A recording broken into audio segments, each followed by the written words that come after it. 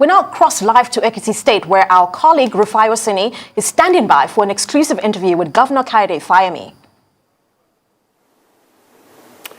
All right. Thank you so much, Abby. It's good to see you again. Happy New Year. And it's more than a joy seeing a lot of people out here from Ekiti State, Ado Ekiti to be precise, the Ekiti State capital.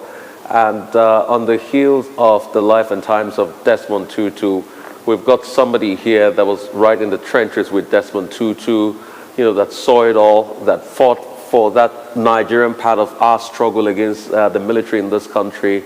And he's a governor currently in Ekiti State, and he has so much to say. And it's the very first interview this year, so may I say, Your Excellency, Happy New Year, and great to see you, Dr. Kayode Fayemi, the governor of Ekiti State. It's a pleasure having you. Happy New Year, Rufai, and welcome to Ado Ekiti. It's remarkable you're spending your first day of 2022 in our state, and may the year bring bountiful blessings to you, all members of Arise, and your family. Thank you so much. Glad to have you here. And to you too. So let's just go straight to it. You know Archbishop Desmond Tutu so very well.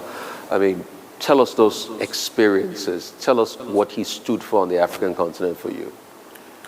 Wow. We could use the entire interview session on that, and a whole book could be written on it as well. Archbishop Tutu was just a phenomenon. He was an irreverent defender of the defenseless and a passionate voice of the voiceless. I first met him in February 1996. I had gone as an advance party for the Nigerian exile delegation. This was in the heat of the Abacha military regime in Nigeria, and NUPENG had been on strike. It had been put down. Newspapers had been shut. Guerrilla journalism was rife. We were running Radio Kudirat and all that, and Professor Soyinka was to lead a delegation. And I had gone in advance of that delegation himself, Bolaji Akiemi, and some of our colleagues also from Nigeria who were meant to join that delegation, Mr. Lisa Bakoba, IOB, the representatives of the labor movement, and so many of us. Because there was a Nigerian South Africa democracy support group that had emerged out of the struggle of Nigerian human rights and civil society organizations for return of the annulled election in Nigeria, the 1993 annulled election. So that was what took me down to meet with members of the Democracy Support Group and to also meet with the government in preparation for Professor Soyinka and the leaders' visit. And I recall my first meeting with the Arch in Bishop's Court in Cape Town, in the company of Professor Kole Omotosho, a Nigerian novelist and professor living in Cape Town in South Africa at the time. And we had seen members of the government at the time.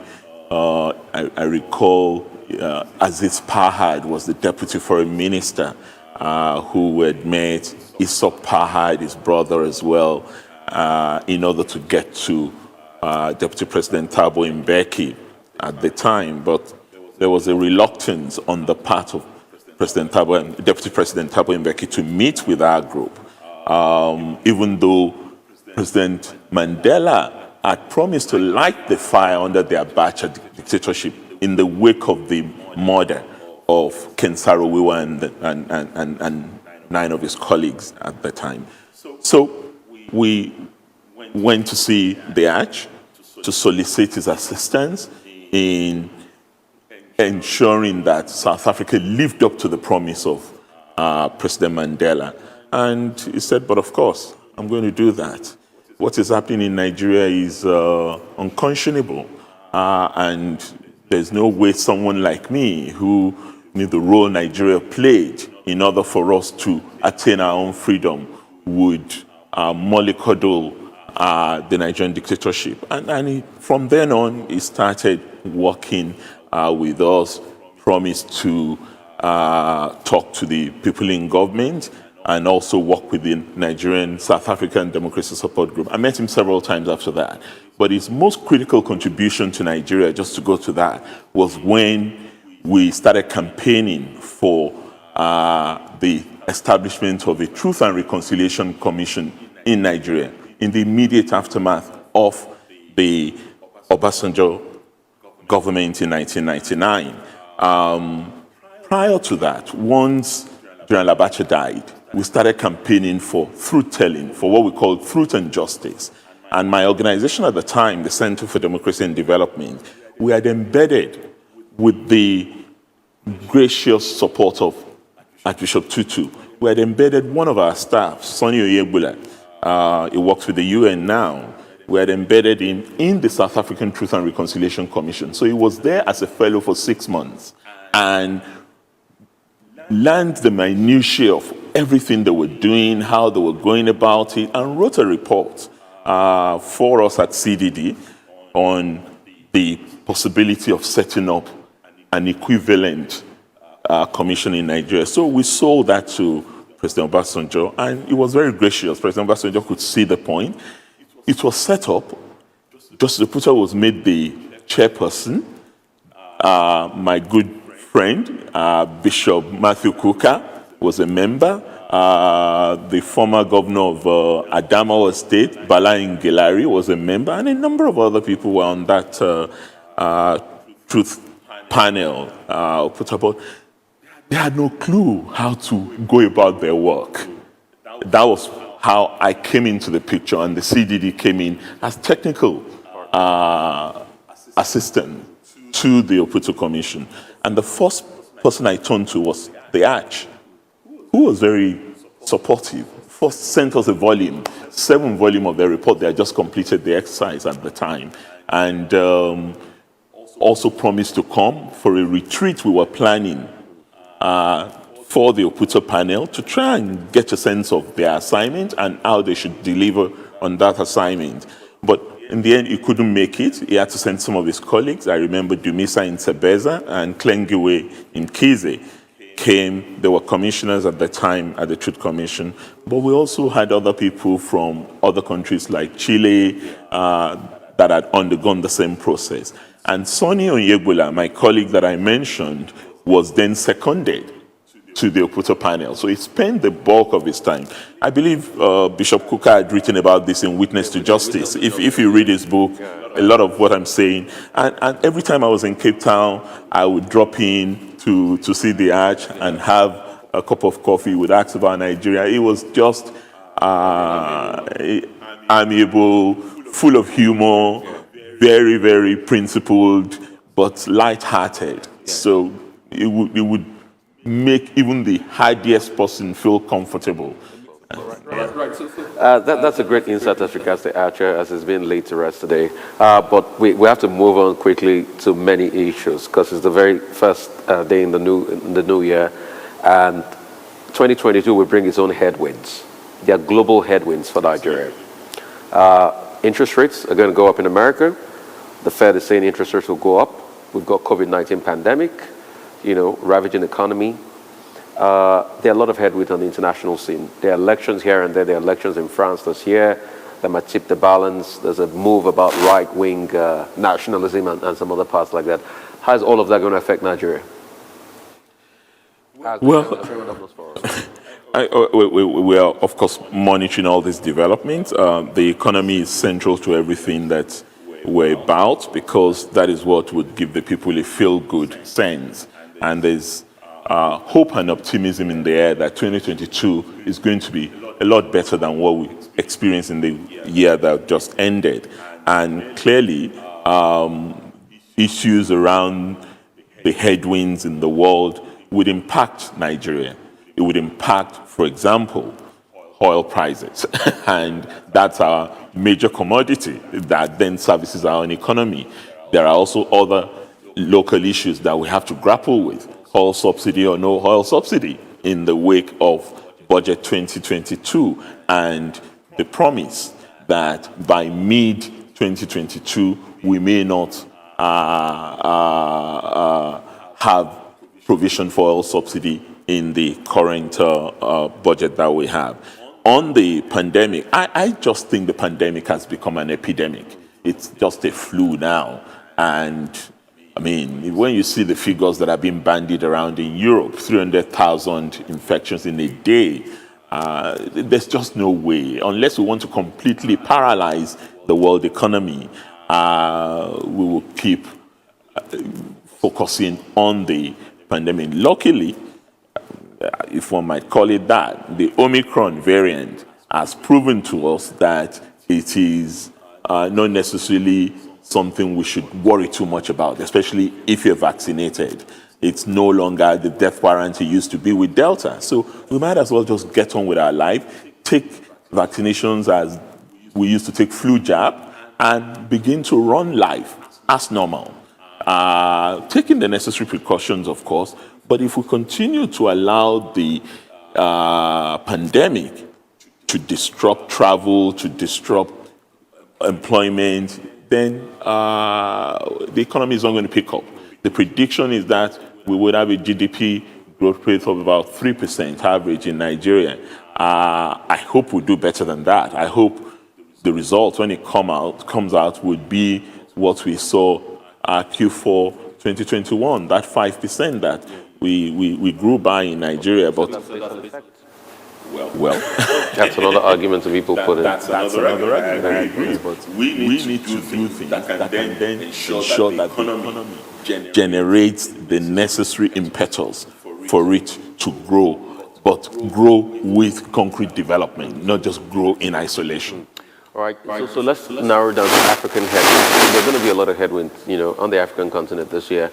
I think IMF is projecting sub-Saharan African growth about 3.8%, but we also have democratic headwinds. There are going to be big elections coming up in Kenya. Ruto is pushing in deep. There's going to also be big, and Raila is pushing back. There's also going to be big elections coming up in Libya. Saif, the son of Muammar Gaddafi, is there.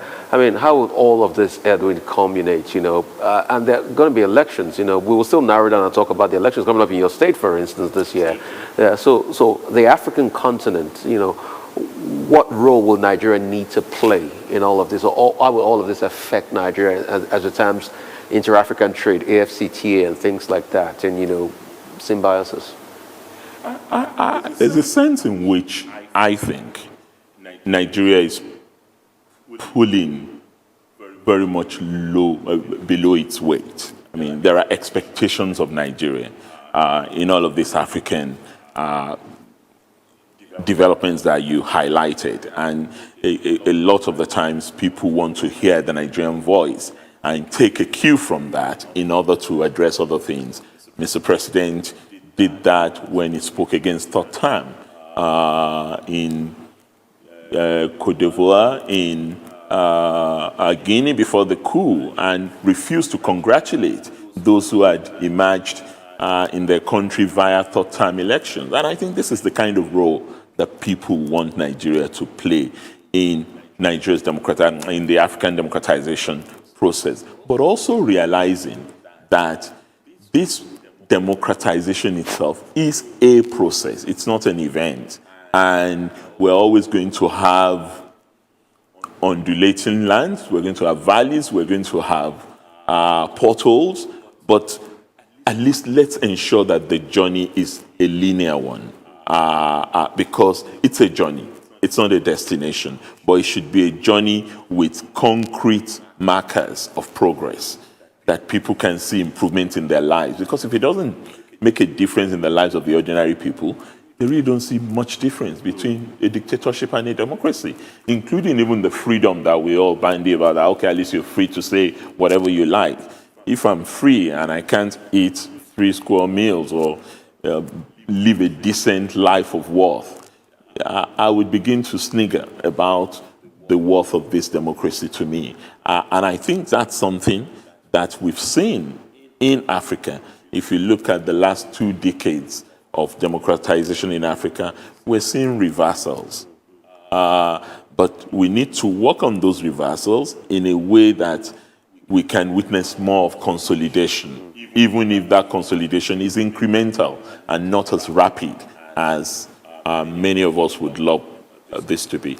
But a lot of Nigerians are going to say, it's easy for you, Governor, to say this, and we're upset with you. Why? Because they pointed the governors. In fact, the National Daily pointed you and some other of your governor colleagues that influenced the president not to sign the electoral bill into law.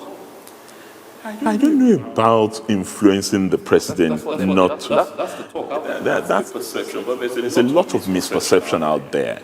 People assume that President Buhari is just a dunderhead who does not have a clue what he is doing. I mean, we should give the man some respect. He's been Minister for Petroleum, General Officer Commanding, Governor of what is now 6 states, the Northeastern state, Military Head of State, President second time. If for nothing else, at least he is imbued with a lot of experience. There's no doubt that President Buhari is an advocate, a passionate one at that, of direct mode of primaries. I know that that's how he feels about this, but he's also a product of both direct and indirect mode of primaries. I had the privilege and the honor of being the chairman of the convention that produced President Buhari as the candidate of our party in 2014 December. And it was an indirect primary. It was a delegate primary. But in 2018, 2019, when he was coming back as president, he emerged via a direct primary. So he is not an opponent of direct primary, neither is he a promoter of indirect primaries. He outlined what he thought should be the approach, which, as currently exists, resides with the political party to decide whether it's direct or indirect or consensus. In Ekiti, the first time I emerged as candidate of our party, it was via direct primaries that took place in all the 177 wards in the state.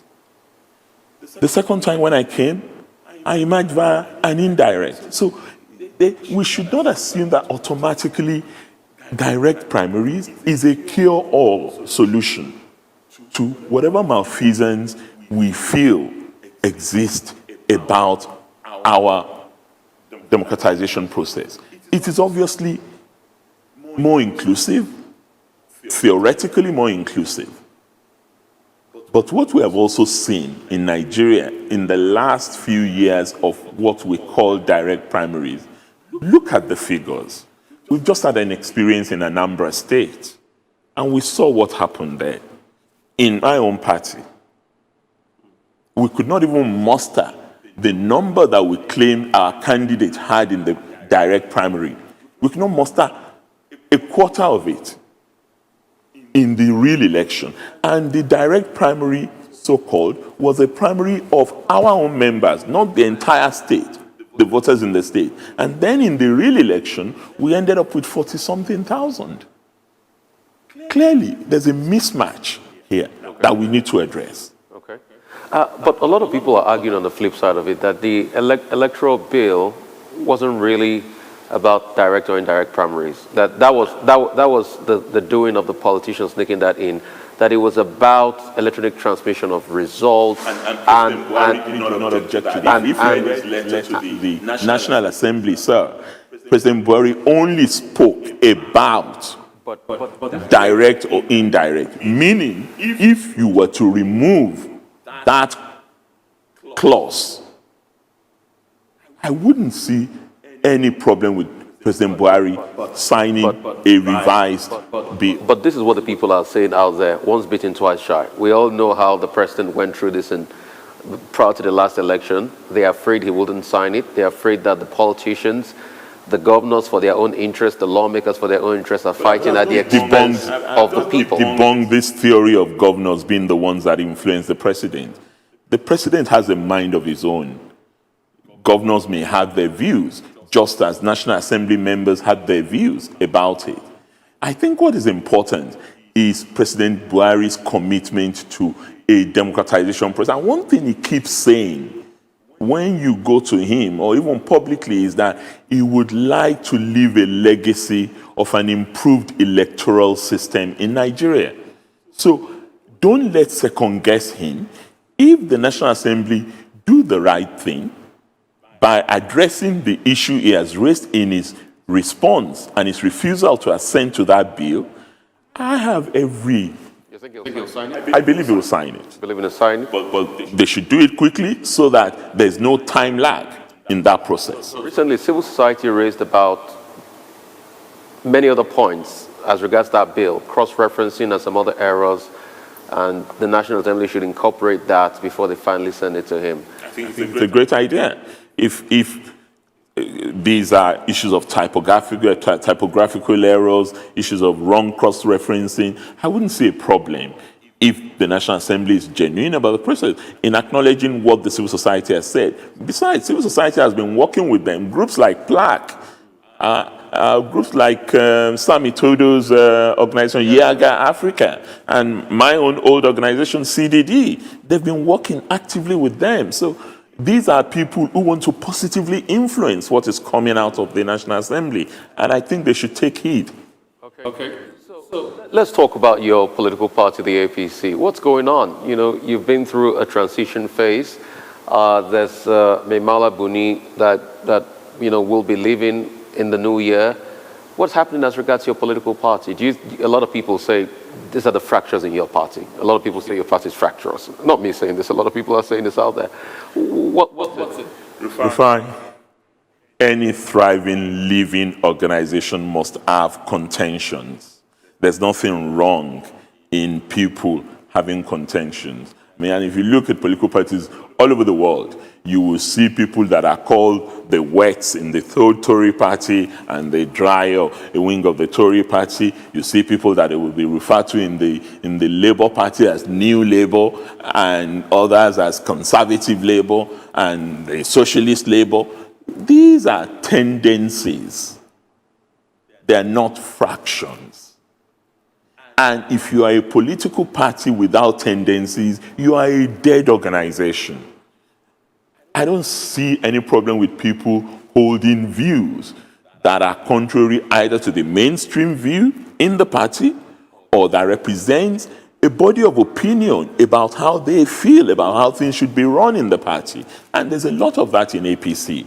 We applaud that. We cherish that as long as the big picture, which is the unity of our party, the strength of our party, and our capacity to deliver elections to our party in 2023 to consolidate on the gains of this democracy and address the gaps that are in our democracy.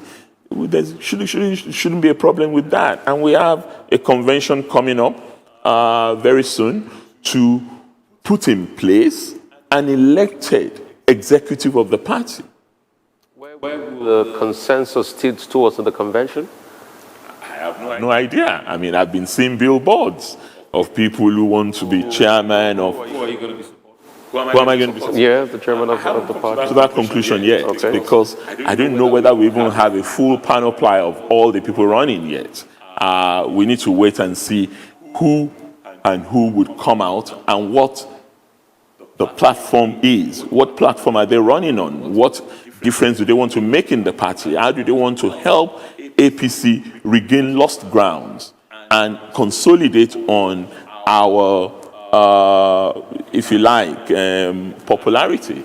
At a time that a very popular president may not be on the ticket. He's not going to be on the ticket. All right, let's speak about your popularity.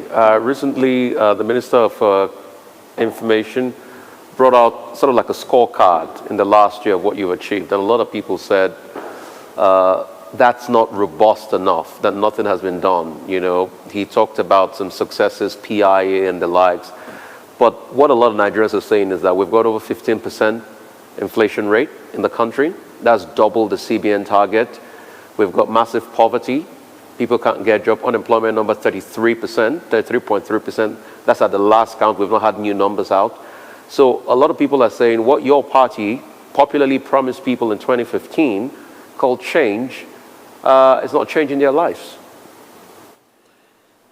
That may well be a fair statement by those who are saying it. I haven't looked at the statistics. I don't know the percentage of people who are saying what you have just come up with. But I'm not going to go into any contention over that. I think in everything, context matters. When we came in 2015, we were all very clear that Nigeria was not in a good place. There are significant developments that have taken place since then. Like what? Tell me. Check out the infrastructure development in the country since this government came into office. Check out also significant developments in the agricultural field. But I am not discounting challenges, and I'm not suggesting that we have met all the promises, fulfilled all the promises we made to Nigerians. But there are also contextual reasons that can be adduced for some of the failings that the government has experienced. One, COVID-19 pandemic. So you admit that the government has failings? No. Of course, the government has not succeeded on all fronts. Okay. Yeah. The contextual reasons? No, the government has not succeeded on all fronts. I'm not going to come here and tell you that, even Mr. President will not tell you that we have fulfilled all the promises we made to Nigerians. But there are three central promises that he kept repeating throughout his campaign: security, improving on the economy, and anti-corruption. How would you score those promises now? How would you score security? How would you score the state of the economy? And how would you score the state of anti-corruption, honestly? Okay. I would score the state of anti-corruption fairly high, given what we know of what used to happen under the previous administration. 16 years of the People's Democratic Party, particularly under President Jonathan, Nigeria became a bedlam of corruption. And I don't want to go into the details of that because you know. I believe it's a lot better now. But it's partly, partly because, well, corruption is not something that you are going to see disappear completely overnight. No, because there are structural factors for corruption. And there are also leadership responsibilities for corruption. One would argue that we have a leader that most Nigerians, including figures in the opposition, would tell you not only is not corrupt, but does not condone corruption. And that it has a spillover effect on what then transpires in other parts. And you've had more conviction of people by the anti-corruption bodies, ICPC, EFCC, under this administration than we ever had under the Jonathan administration or previous administration. That's on corruption. Don't let's go to find that. On security. Corruption. How do you reconcile what you have just said now with statements like, if you come to the APC, your sins are forgiven?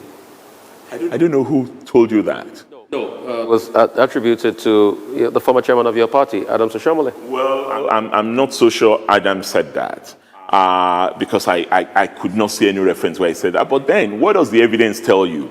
If a number of people came to APC recently, Rufai, and I'm sure you know what is happening to them. I don't want to name names. No. I'm sure you know the people who have just come recently. I don't know. Who have just come into the party recently without immunity, and I believe they are facing the arm of the law as far as allegations made against them are concerned. So I don't think that notion is correct. If people are not being taken on, it may well be that this institution responsible for that don't already have enough information or actually have no basis to accuse them of corruption. But in cases where they have a comprehensive case built up, I think they're taking these matters forward. And if this is a country where corruption of the nature that you're talking about is condoned, we would all turn a blind eye. I have had cause on behalf of my colleagues, supported by all governors, to challenge a major case of malfeasance as far as we are concerned. You know of the $418 million Paris Club so-called consultancy. I mean, if we are all paddy, corruption, mollycoddlers, you will never hear anyone talk about such a thing in this country. But we went to the president. We told him that, Mr. President, this is not right, and we're not going to accept it.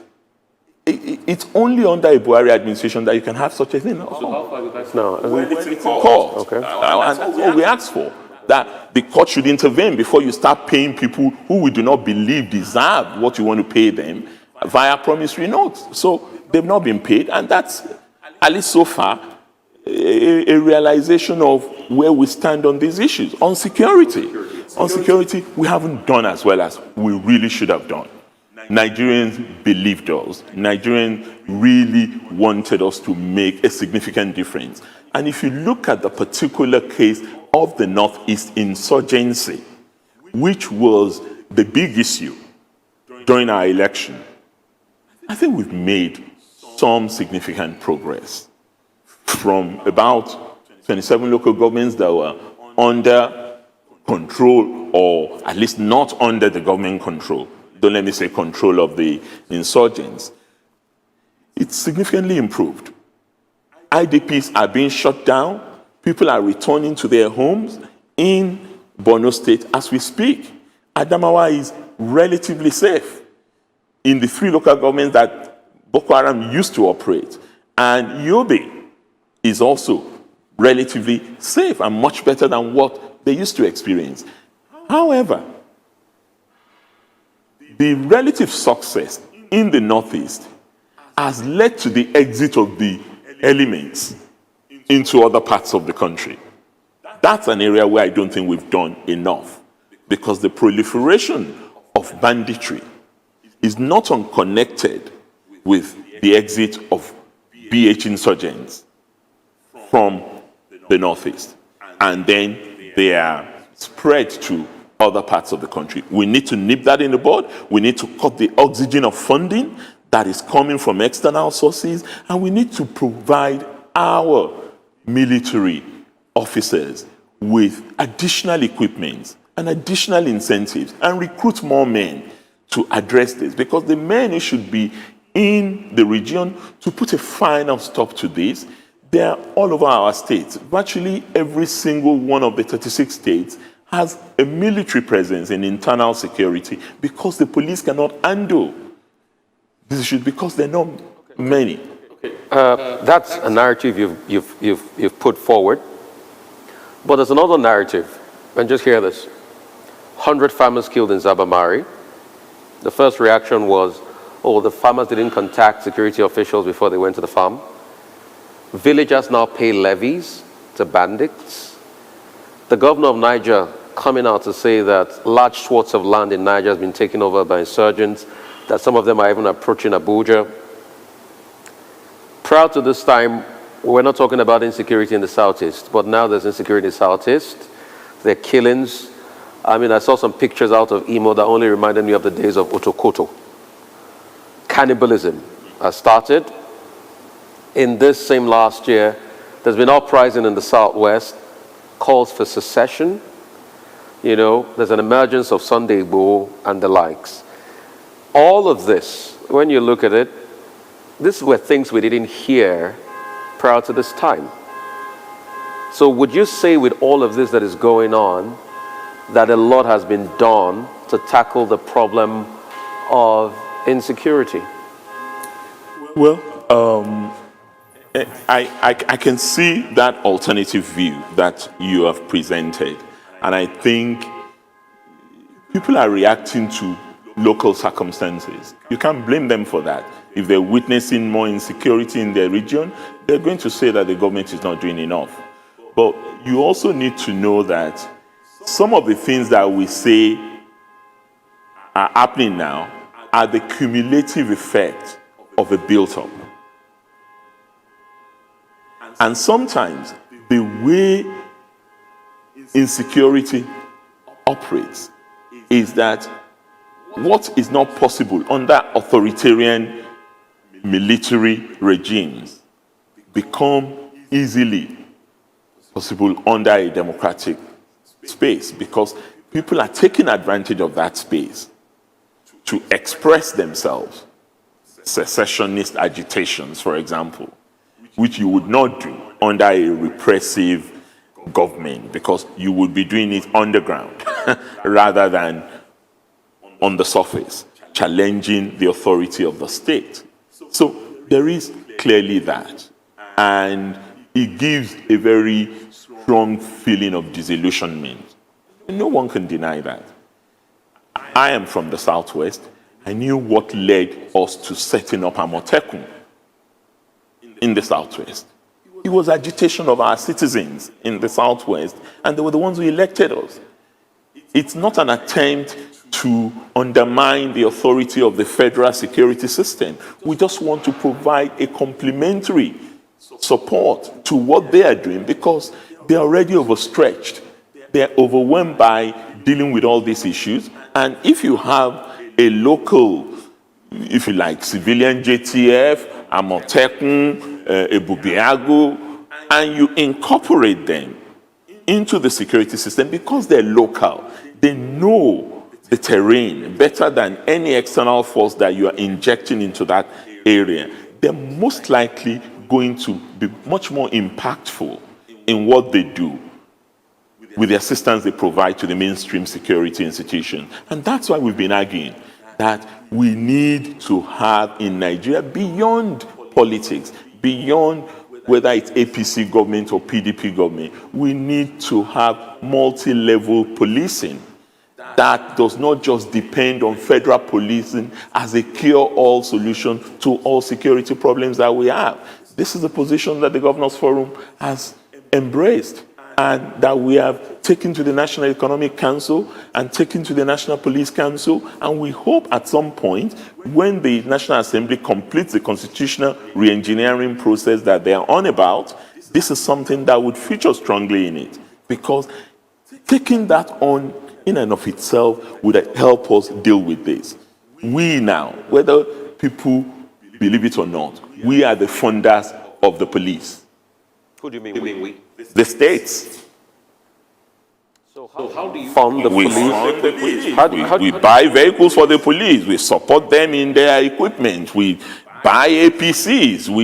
We run the police. The only thing we don't do, we don't pay their salaries. And in most cases, we also pay allowances to those who are in our states.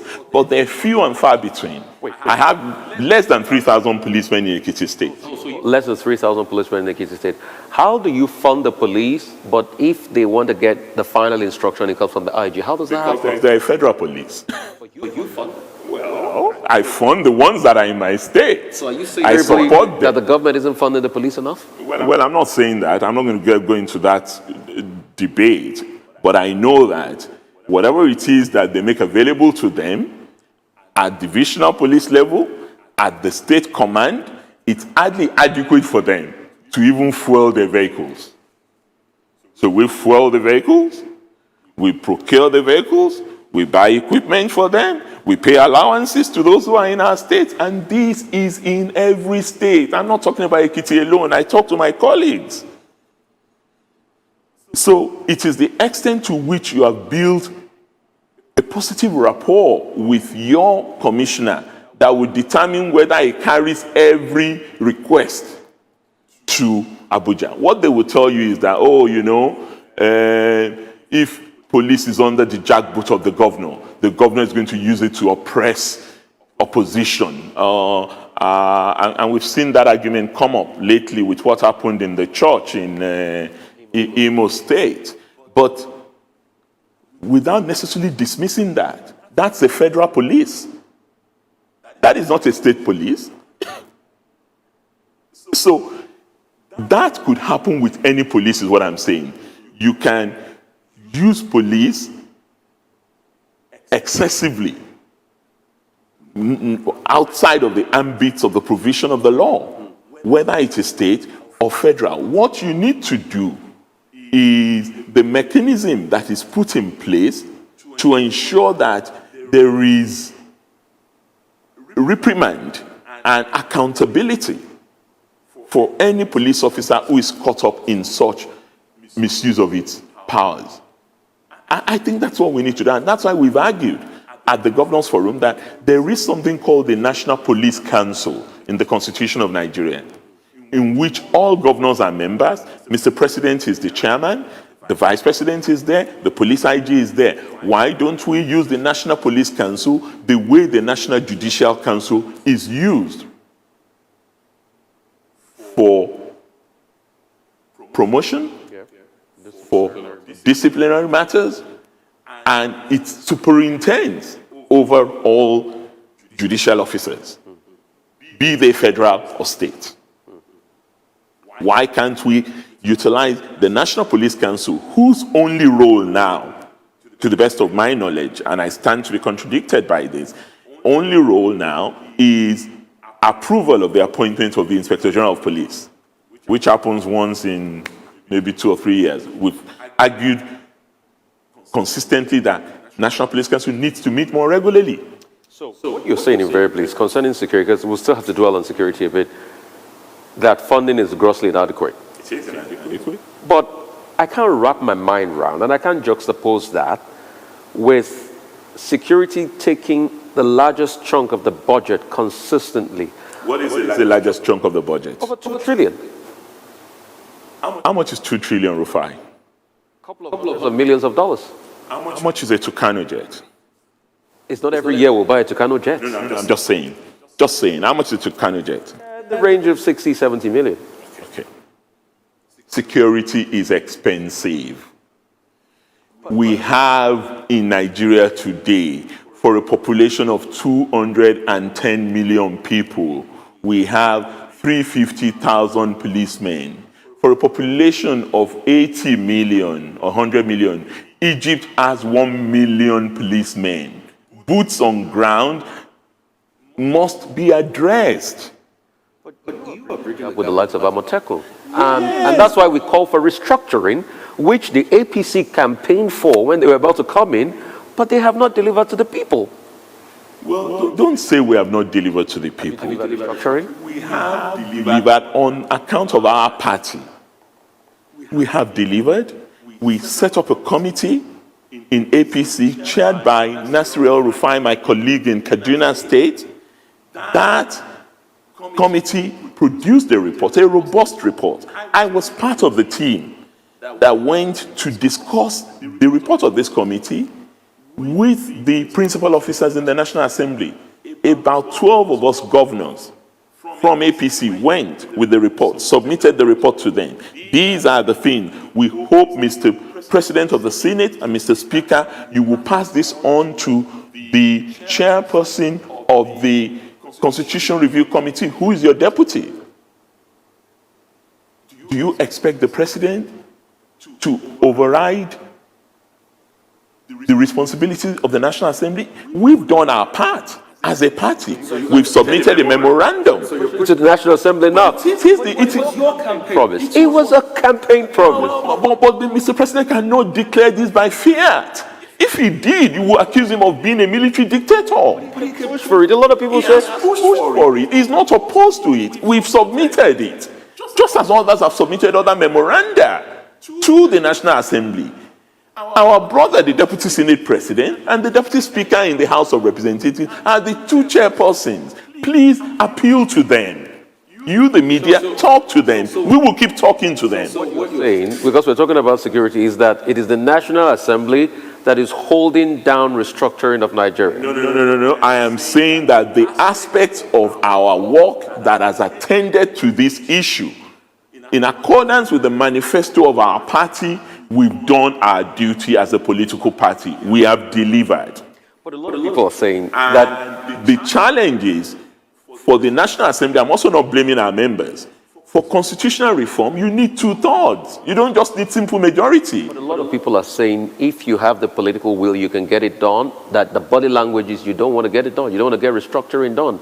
It's a conversation people are not putting on the table. We don't want to get it done. I am word of a lot of people out about what is going on here.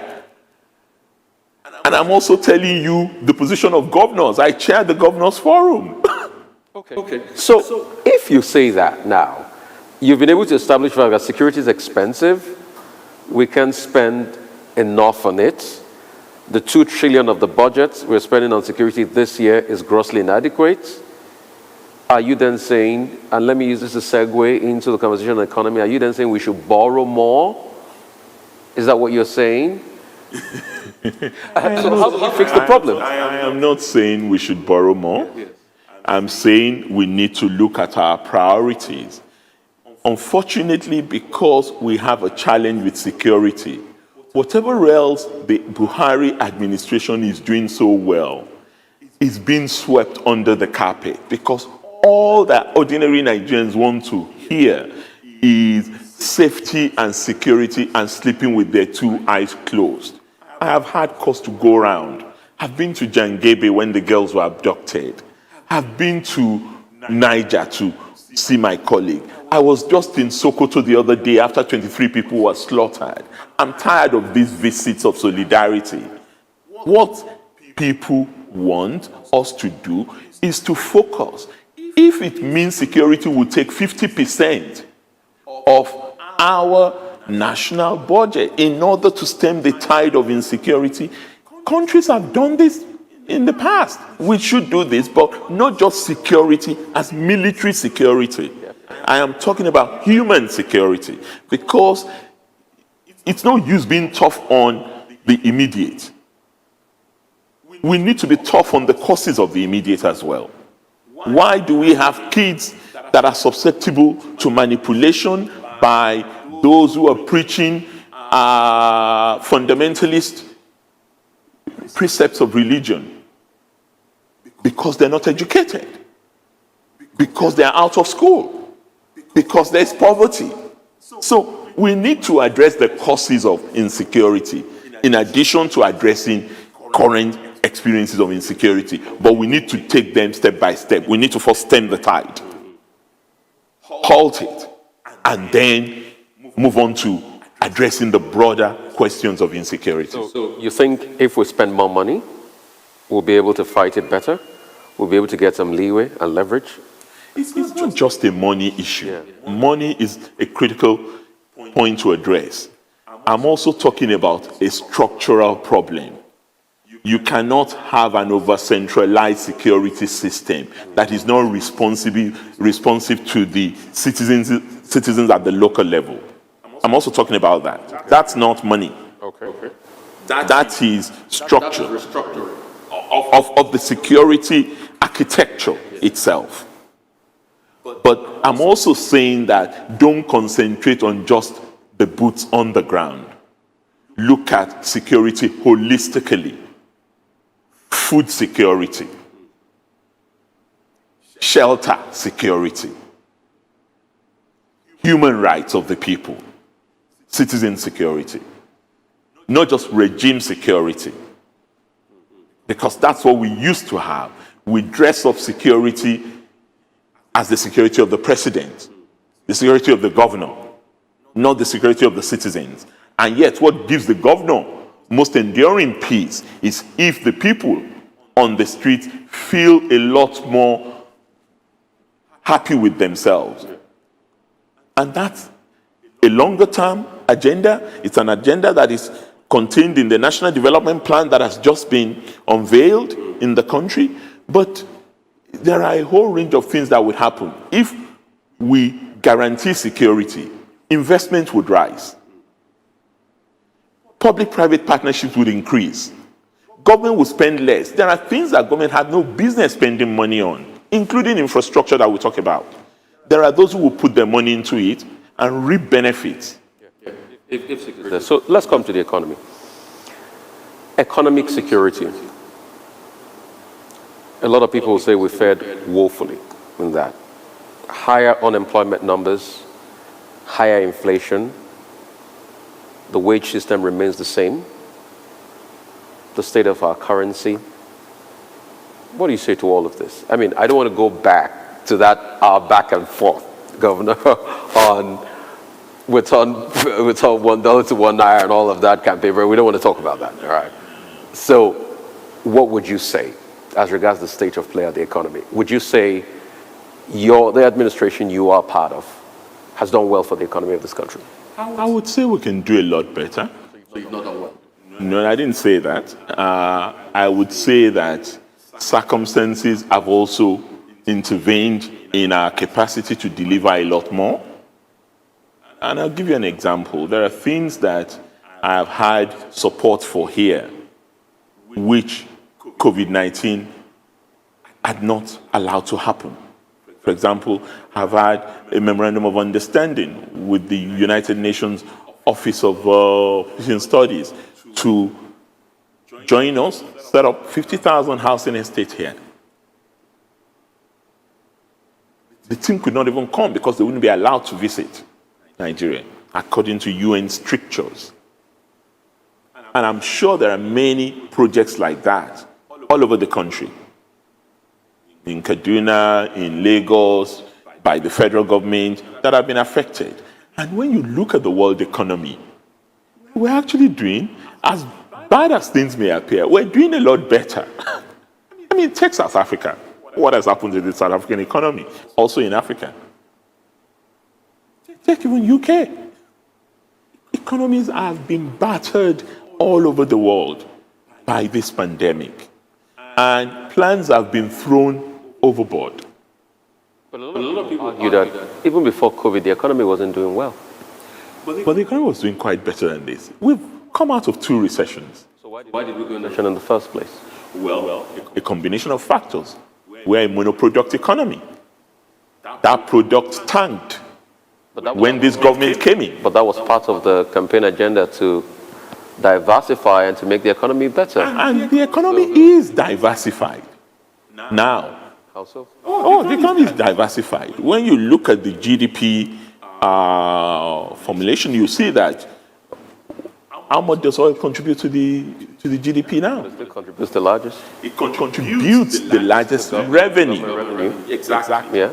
But not the largest gross domestic product. Agriculture still contributes that. ICT has taken even over from oil and gas.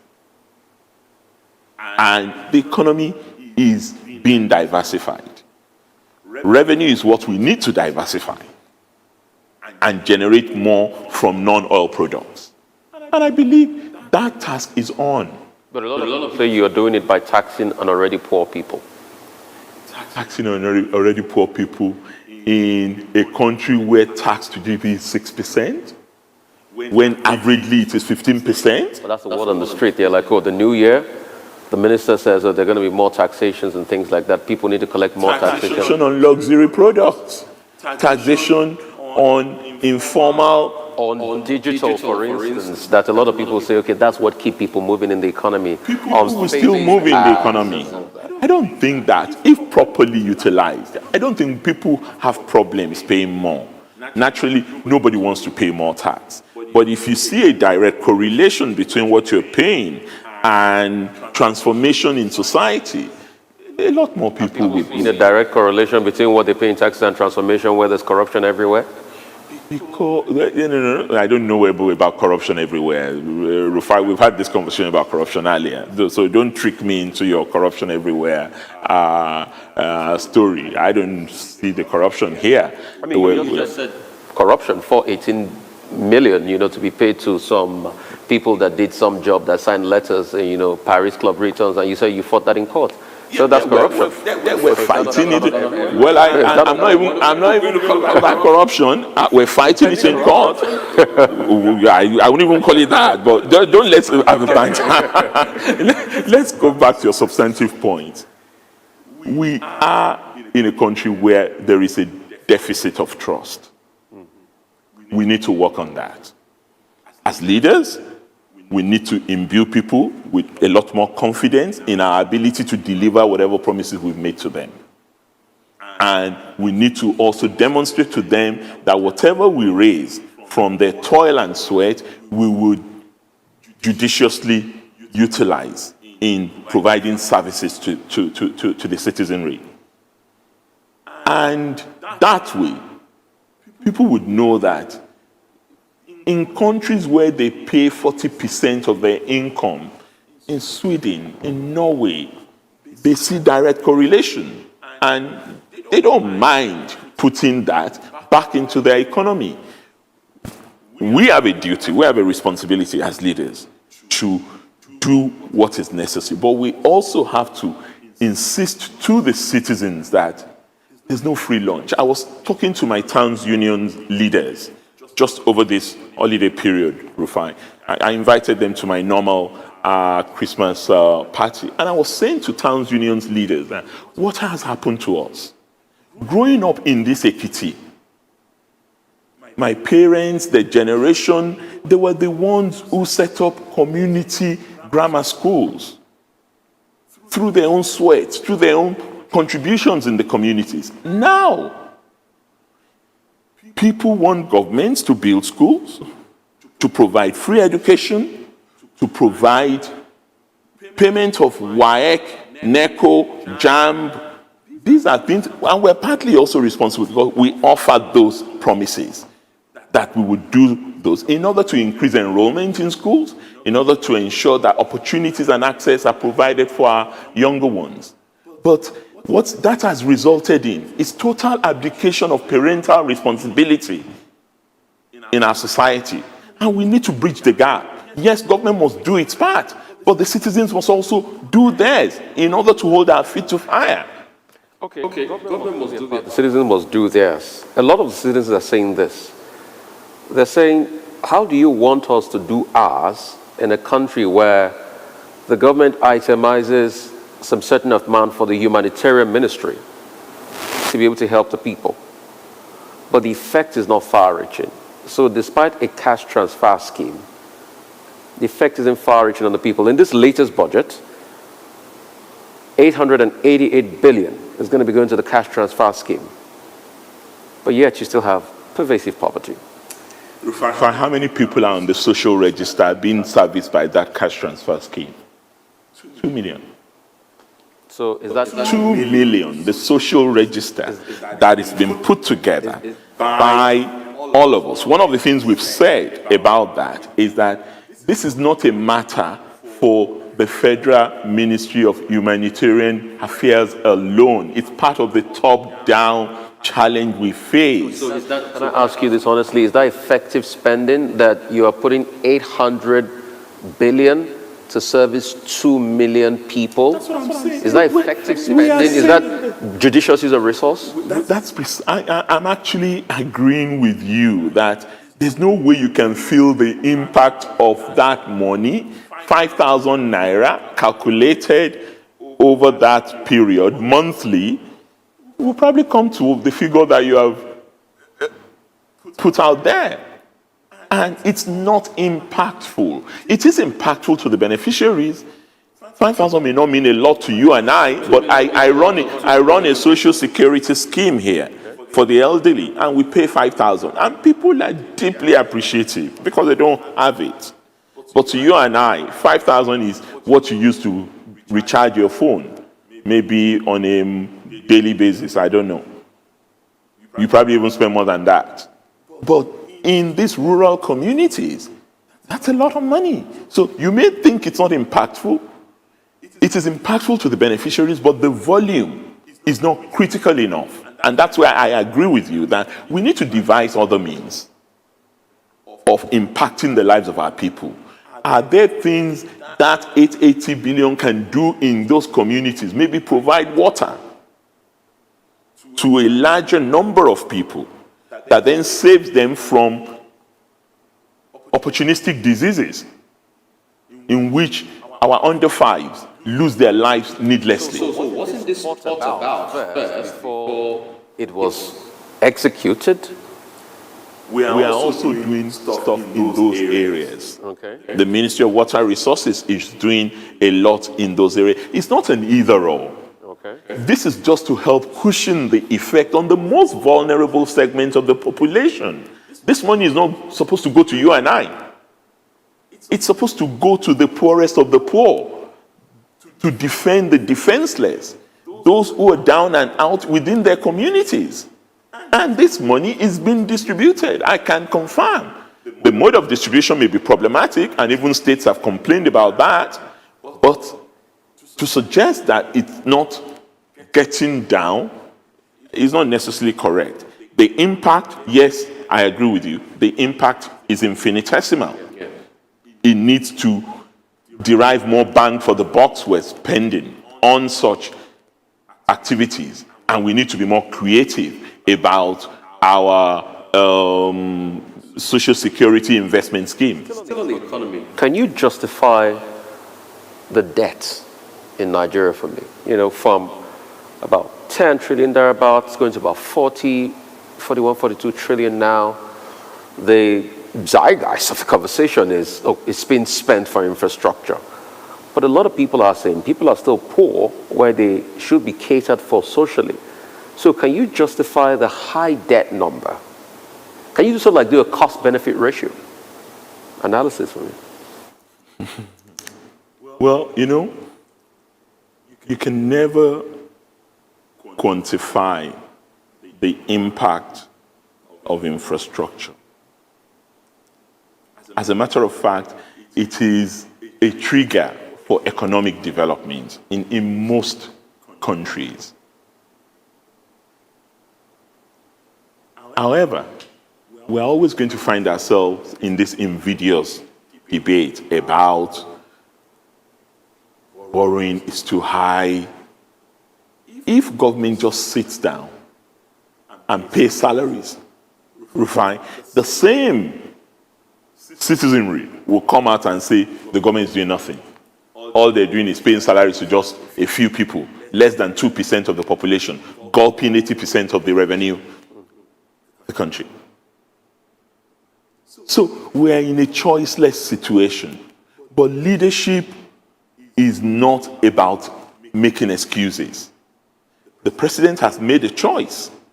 And his choice is, I would rather leave Nigeria with better infrastructure after my 8 years in office. You may not agree with his choice.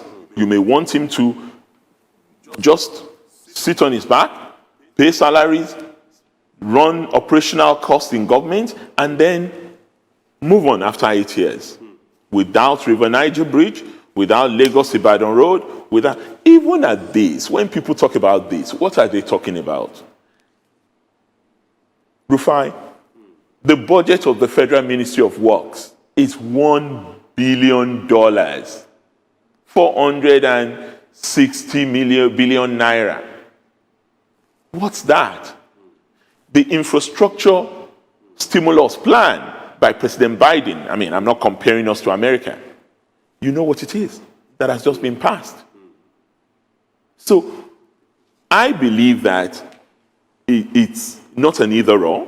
We need to address the poverty challenge that we have in the country, but the way to address it is not by doling out money to people.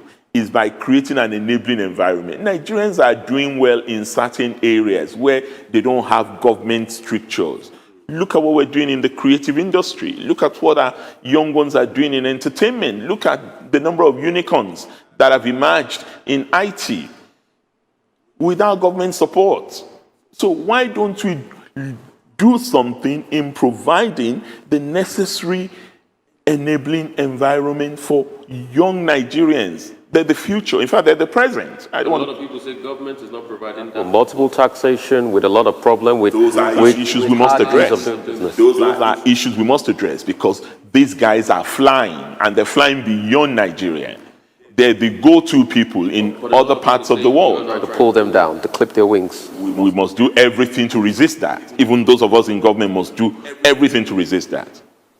We are promoting them here. Okay. We're promoting them wherever we have opportunity to do so. Okay. So let me come back to you on Ekiti State. This is your last year. Yes. You've had a good run. You know, you were in once and you came back. And I mean, what would you say if you take a panoramic view at your 2 terms? You know, what would you say to the people of Ekiti State? That's going to be number one. And afterwards, I'd like to know your views about the upcoming elections. Who are you supporting? Who are you pushing? Who are you getting behind in your state? Thank you, Rufai. I knew you were going to come to this, and I'm glad to talk about it.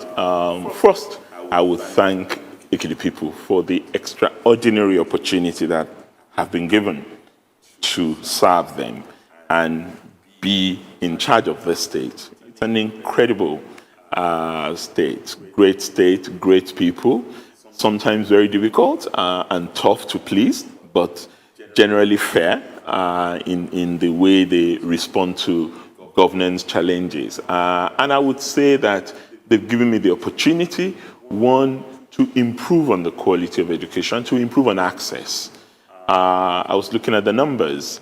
We have increased primary school access enrollment by no fewer than 50,000 pupils, taking us to the tops of enrollment in the country. We have increased secondary school access, building new schools, providing instructional materials, training teachers. We've done the same. Added another university, a polytechnic, increased support to the main university, started a knowledge zone. There are private universities that are running here, and yet our population may be said to not really be large enough to accommodate that. But Ekiti, we're known for two great things: education and agriculture. And for me, it's turning that passion for education to wealth-creating opportunities. That is something that I have focused my attention on. I'm also grateful to our people for allowing me the opportunity to begin to improve on that agricultural development, from being subsistence farmers to being commercial farmers. We've brought Promasidor here. Today now we're producing 2,500 liters of milk out of Ekiti State every day through our partnership with Promasidor in running our Ikunderi farm. We have new rice mills, we have cassava mills. We are working with our various crop and cash crop and food crops associations. Agric is a mega issue for us in Ekiti, and we want it to even be transformed beyond that. That's why we're putting an agro-cargo airport in the state currently being constructed. We are also doing a lot on infrastructure. You can never do enough, but we have to just keep going at it, improving the road network in the state, and we probably have the best internal road network in southwestern Ekiti State. You can say we're small, but that's what it is. But we still have challenges with some of our federal roads in the state. That we've been working on with the federal government for some time, and I'm still focused on that, particularly the Ado-Ekiti-Akure adjoining road. So really, I believe, just as you said, I've had a good run. People are a lot happier. They get their salaries as and when due. They don't miss it, unlike what used to happen in the past. And that has given them the opportunity to predict. We have people gaining more access to micro and small, medium scale support in their local enterprises, trader associations, markets. It's been a lot done in a while, and a lot done, but there are still a lot to do. There's still a lot to do. Do you think that puts you in a good pedestal to be able to, support somebody and people will listen to him in the next election? Who are you supporting in the next election? I just want to get down to the chase. My party. Your party. My primary responsibility is to ensure that all Progressive Congress returns as the government in the state. That's how I describe my responsibility. And we have quite a number of good people who have thrown their hats in the ring. Now, the last time I checked, about 6 of them.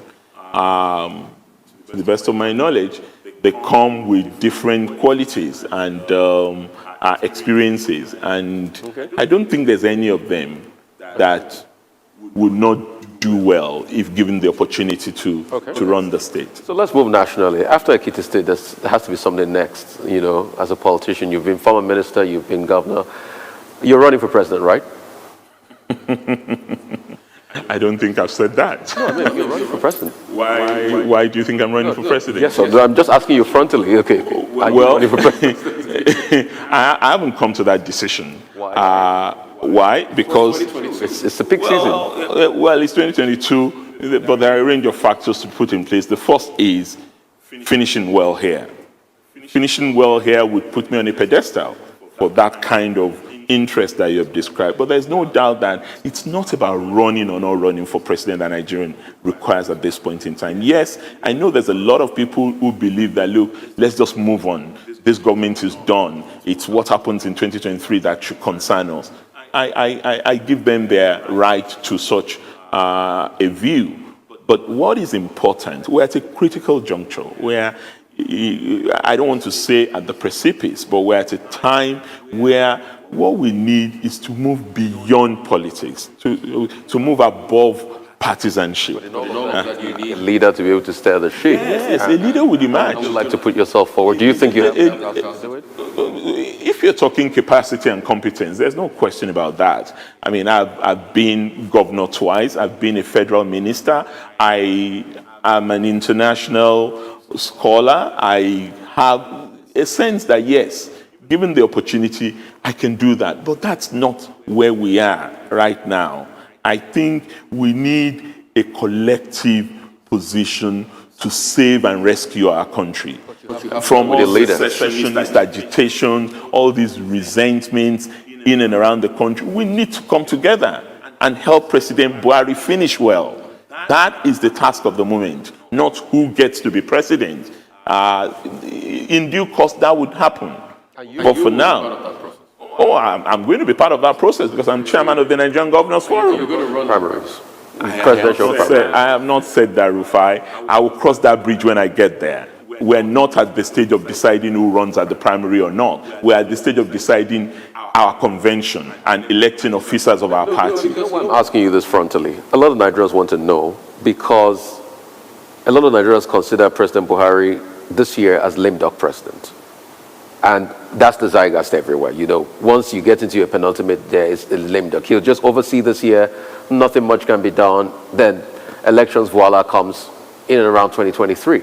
So people want to know where they stand now, where all of that stands. And that's why I'm asking you this. I'm saying to you that even Kayode Fayemi, who is going to exit before President Buhari, does not consider himself a lame duck governor yet. I'm still telling you that I have things to deliver between now and October when I leave the scene before I start thinking about whether to run or not to run. Let's focus on the Nigeria agenda, the agenda to keep Nigeria together, but to do it on the basis of equity, fairness, and justice to all Nigerians. That is what we need to do now.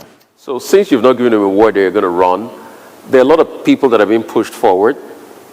We hear Oshibajo, Vice President Oshibajo, Bola Ahmed Tinubu, great indication as regards that. Who would you support? Would you support any of them? Just told you that we're not at that stage. I happen to know this. I happen to know these two leaders of our party very well. They come from my part of the country. One of them is a good mentor of mine, Bola Tinubu. The vice president was my lawyer at the tribunal, so I can tell you that I am fairly knowledgeable about their competence and capacity, and certainly they do. But we'll get to that bridge. We'll cross it. We'll cross it when we get to that bridge, but you say we have to collectively support the president. Let me ask you this as we start to wrap up. What do you think this administration could work more in 2022 or could have done better? Security. Certainly, if we nip the monster of security, the opinion in the country will change dramatically. Somebody said in 17 months you can change the order, the trajectory of the security situation. Said in 17 months you can. Do you believe that? I believe so. How? How's it going to be done? I mean, you did your doctoral thesis in war studies. Yes, so I'd like to pick that international scholarly mindset as regards that. How can it be done in 17 months? That was something that wasn't done in about 7 years. How can you do it in 17 months? Well, there's something called order of battle, which in itself is the security architecture. If we determine that we want to go after these people without minding too much attachment to human rights issues that may come up from the international community. These people are not ghosts. The bandits, we know where they are. So you can neutralize them and then begin to have the opportunity. It may not be completely finished under this government, but you can do that part of it under this administration. Neutralize all these elements that are responsible for the chaos that they've thrown our nation into. Unless there are people within the security institutions who are benefiting from the war economy itself, there's no question that they know what to do. And we can fix this in 17 months. I'm convinced. Okay. I'll ask you this. Leading up to 2023, do you think the APC can campaign on its record in these 8 years? That's the only thing we're going to have to campaign on. But we're going to have to compare that with the record of the PDP and whether PDP has learned any lesson from the chaos and colossal tragedy they put this country in before they were thrown out of office. What records do you think the APC will be campaigning on in 2023? What record? What have you done? No. Improved security. It is still not there.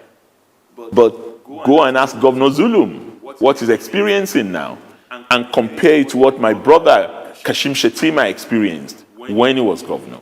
And the entire Northeast, what is going on there. This government can campaign on that. This government can campaign. A number of the things that you're seeing are bad as the infrastructure situation of the country still is. We've witnessed significant improvement in that aspect. Go to those farmers who have benefited from AXMI's fund, from the CBN, those who have benefited from the Anchor Borrowers Fund, those who have been able to increase their yield and the capacity, unfortunately now affected in some cases by the bandits who have invaded their farms. But significantly, there are signs of improvement. We're not where we ought to be. We're not where we want to be. But we're definitely in a better place than we were when we came in. So those are the things to campaign on. And when you campaign hard... We're not going to release our campaign secrets to Arise TV. Wait till that time. We will campaign on what we have to campaign on. Great. So what would you tell an average Ekiti child that has watched you grow over the years? You're a grassroots person. You came out of the grassroots, and you've gotten to this position, and he feels hopeless. I just want this to be inspirational on the first day of the year. Hopeless. The average child sees possibilities. Just as I say, I went to a school down the road there, Christ School Edo Ekiti, less than a kilometer from my office. So I go there to see the kids. I'm actually the president of my set alumni. And the fact that somebody who was a 10-year-old in that school 40 years ago has found himself in this office is inspirational to them and to all kids. I tell kids when I go to school that the reason why we're giving you this access to go to school and paying for you to go to school is that you can become not just a governor, but a better person than the governor in future. And if I can do it, you can do it.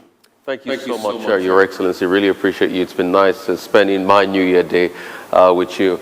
That's about all of what we can take today on this Arise special and Arise exclusive, the very first day of the new year. We've been talking to Governor Kayode Fayemi of Ekiti State. He said a lot of things about national issues. Thank you so much for your time. I'm Rufai Oseni. Thank you.